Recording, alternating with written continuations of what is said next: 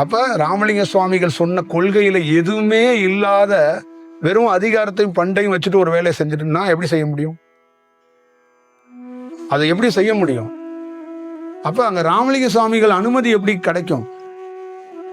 அப்ப புலாலுக்கு மறுப்பு. அந்த அந்த செக்ஷனுக்குரிய தலைவரே முதலமைச்சர். அவர் நான் ரொம்ப விரும்பி மீன் சாப்பிடுவேன்னு ஒரு பேட்டி கொடுக்குறாரு. அப்ப நீங்க ராமலிங்க சுவாமிகளுடைய விஷயத்துக்குள்ள இல்ல. யாரோ ஒரு ஞானிங்கிறவரை எப்படி பார்க்கணும்?